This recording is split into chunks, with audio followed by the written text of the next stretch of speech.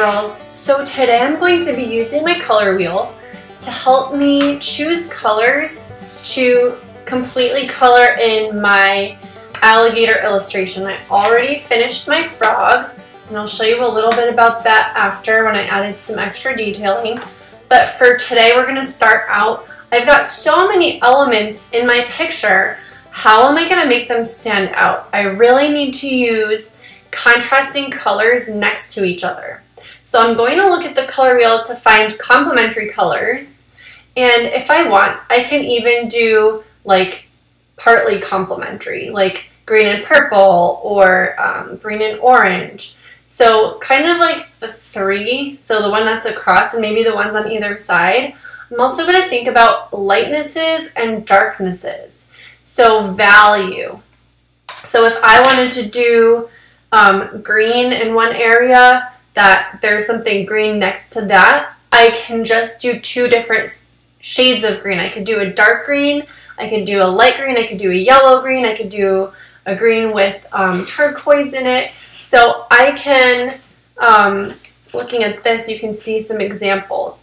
I tried to make it a little bit darker down here so you can see the contrast of the frog. So back here, it kind of blends in a little bit. But here you can see that contrast, so it really helps your eye see that shape.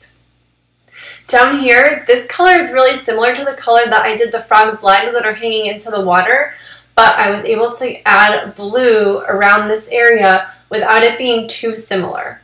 So the reason why I didn't continue the green up here is because I wanted the lily pad to stand out, right? And then I've got to make the sky a different color blue than the swamp water. Right, so I could have this be brighter blue, more of a turquoisey, kind of a greener blue, and this is more of a violet blue. I know it's a little hard to see in the picture, or in the camera, but it's more purpley blue. I think I added blue and mixed it, added purple and mixed it in with my blue to get this darker color. So like this, right, I've got purple, green, and red. So if we look at the color wheel, green, red, and then purple is next to that. So that kind of like creates complementary colors. They also are highly contrasted.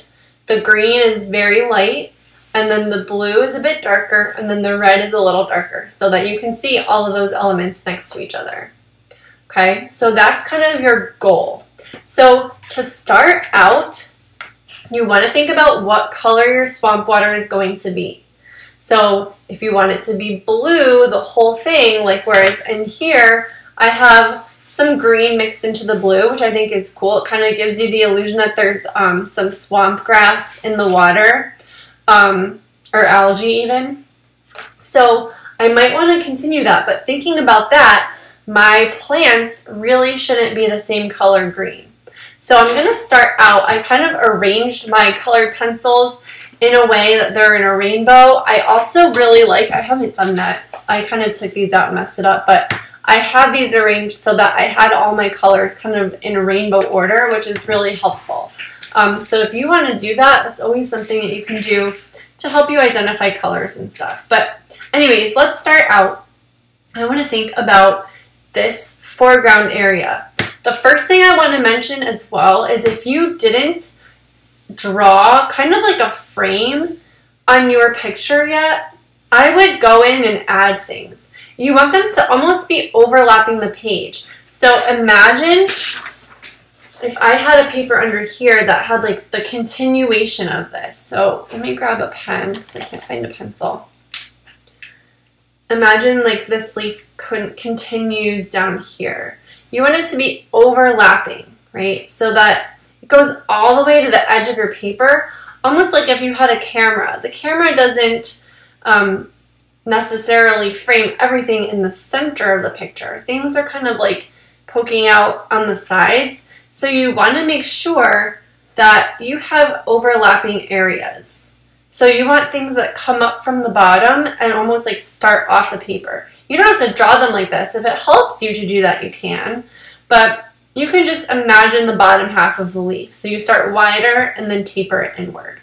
Okay, same with kind of the cattails and these little leafy plants. So you want to make sure you've got things overlapping on the sides and on the top so that they don't start inside the paper, they start off the paper. I hope that makes sense. So anyways, so make sure you do that before you begin, and also make sure that your animal is sitting on something. So it's not just floating. And so I've seen a couple that I didn't see anything where your animal was sitting on. So try to add that log in there. It's really simple. Just create the sides and then bring it across, and then anywhere that you have instruments or your animal, you stop the line there, okay? Then you can add texture and things at the end. So let's start the coloring portion. So I'm going to be looking for complementing colors and or highly contrasting colors, so darknesses and lights. So let me start out with, let's see, red. I know there's going to be some green in here, so let me do some reds and some pinks. And I also wanted to show you something about shading. So if you want something to look a little bit more realistic, you could do the middle of the flower a little bit darker. And we can kind of shade it outward so that it's almost like a gradient. So to create a gradient, here I've added brown and black just to see if I can darken up the red a little bit at the center. Then I'm going outward. I'm going to overlap some orange to brighten it, but I'm also going within colors that are next to each other in the color wheel. So red is next to orange, and then orange is next to yellow. So I'm going to add yellow at the tip, and it's going to go from dark to light. You could do it with one color. It could be dark blue to medium blue to light blue. Or you could go from turquoise to purple. So as long as you're staying with colors within the color wheel, the colors that are next to each other, then you'll be able to get a nice gradient effect. So I've got that kind of a gradient. Probably should have zoomed in a little bit there. That makes it a little bit more interesting. So if you're into playing around with your colors, go ahead and do kind of things like that. So you're going to want to use the color wheel to reference to keep checking complementary colors. I also, as you can see here, I test out my colors on a scrap piece of paper because sometimes they come out differently. Even like the colors might look differently than they come out. Sometimes they come out stronger, sometimes they come out weaker. And if you're going to layer colors like I'm doing here, you might even want to test out your color combinations. I'm pretty good at knowing what colors work well together and what the result's going to look like. Sometimes I'm not sure depending on the individual color. Sometimes they come out a little bit heavier or like more opaque, thicker than I'm imagining. So it's good to kind of test out your color combinations if you do kind of combine colors. Like I couldn't find a turquoise colored pencil, so I tried to make a turquoise color and it didn't really work out. So you can always test them out. But anyways, use your color wheel so that you can look for complementary colors or colors that look good next to each other in the color wheel, like orange and red, or whatever colors you're going to put next to each other. They can be complementary or split complementary. So actually green and red are complementary colors, but then if you look next to red, you've got orange and purple. So orange and purple are split complementaries with green. So those three colors right down there are a really good combination together. Keep in mind you're going to be adding blue in the background for the water. So some blue and some bluish green. It's still going to look really nice because those colors are just going to be really vibrant and stand out. So I'm going to fast forward a little bit more so you guys can watch the coloring process, but just keep in mind when you're doing your work, you're going to want to keep analyzing the color choices you're making. They don't have to be necessarily exactly complementary colors every single time. It's just good to keep in mind, like this is a blue, and I probably should have done it purple or orange because the background that I put by it is greenish blue, and I didn't really notice that until afterward. So I do wish that I added more oranges and reds and purples into, and even some yellows, but I did add quite a few yellows. But especially oranges and reds into the bottom area because of the blue of the water. So I feel like I did this better in the frog drawing, but as you're doing it, I think you guys will be able to make those good choices. So if you're doing your water like a bright blue and maybe green with some swamp grass in there, I did add some swamp grass, you'll see in a few minutes, using crayons. So there is green and blue in the water. So to complement those, you want to look for oranges and purples and reds. And those will look really, really good. So I did want to add some green leaves just because that's nature. Well, there's a lot of green leaves. But I also wanted to add interesting looking leaves that would stand out. And I think that those ones actually look the best. So I'm just going to fast forward so you can see the rest of this coloring, and then I'm going to take you to the painting step.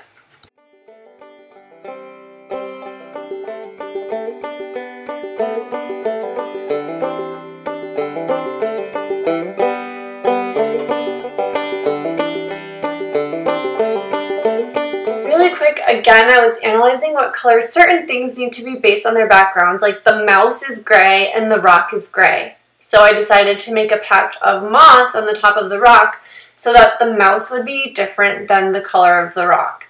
So I tried to just kind of identify those things. I colored in a few things that I just wanted to confirm what colors they were once I made those color choices. And you can really do it on your own. Like, as you go, color the things that make sense to you based on what you're focused on. I wanted the drum to really stand out, so I made sure that I chose red because red is complementary to green and it's right next to the alligator. So I thought that would be the perfect color to make sure that the drum really stood out. It's in the center of the picture and it also draws attention to the alligator. When you're using colored pencils, you can add textured details like I did on the alligator's stomach. You can add textured details with like your first layer of colored pencil if you press pretty hard, and then when you go over it again with colored pencil of a different color, it usually shows up if you're not pressing too hard. So you can try adding details like interesting textures, like I did those little kind of scaly textured lines on his stomach with the golden colored pencil, and then I colored over it with yellow, and you can still see that texture. I also did that with the fish. I colored the fish with some little textured lines with yellow underneath the pink and the orange or the red, and you could kind of see them. I know you can't really see it here, but if you look close up, you can still see those details. I also just wanted to explain, I am using crayons as well. Crayons resist watercolor, and the colored pencils do a little bit, but mainly the crayons resist it really well. So if you paint over anything with crayon, with watercolor paints, it's not going to mix together. It's not going to blend. So it's really, really nice to be able to do all of your detailed coloring and then go back over and paint it with watercolor. I'm using a combination of watercolor and colored pencils. Colored pencils resist it a tiny bit, but just not as much. So if I paint over some of the colored pencil, which you'll see, it kind of darkens the colors. So I'm using a combination of both. If you have crayons that are nice and pointy, you can use crayons, but because I have such small details in my drawings, I need to use colored pencils for a lot of it as well. So here I'm just going to continue coloring in, and then I'm going to be switching over to using the watercolor paints. Here I used Value to create what looks like the shine of the moon or the moonlight hitting the cattails to make them look more 3D. You can notice on the left side they're darker, on the right side they're more brown, and then it gets a little bit lighter toward the top. Here I'm just adding some vertical strokes of crayon so that when I paint over it, it looks kind of like swamp grass. It adds some texture to the drawing. So here is the painting portion. So it's super sped up. You've just got to mix up your colors with water if you have watercolors. If you have tempera paints, you want to dilute them a little bit with water.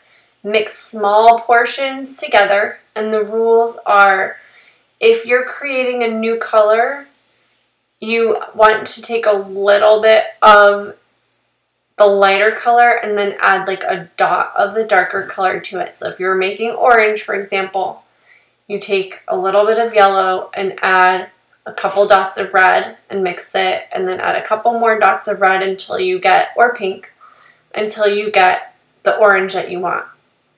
If you are making this dark blue color for the sky, you start with the blue and then add the black or purple to it to make it darker. You don't start with the darker color, because if I have black and I add blue to it, it's going to take me so much paint to get to that navy color. You always have to have the larger quantity of paint with the lighter color, and then add small quantities of the darker color when you're mixing. So here I finished painting, and I forgot to color in the alligator's arm, so I'm going to go back and do that real quick with colored pencil. And since it's the inside of his arm, it would be the same color as his belly, like the yellow. So I'm going to do that. But just observe the color choices I made here, how everything stands out pretty well. I think there are some things that I would have liked to go back and change, maybe make some of the green leaves orange, or some of the yellow leaves even orange, to make more things stand out and have more of a balance. But I think it came together really well. For finishing touches, I just wanted to go around the moon with the colored pencil. I chose a navy blue.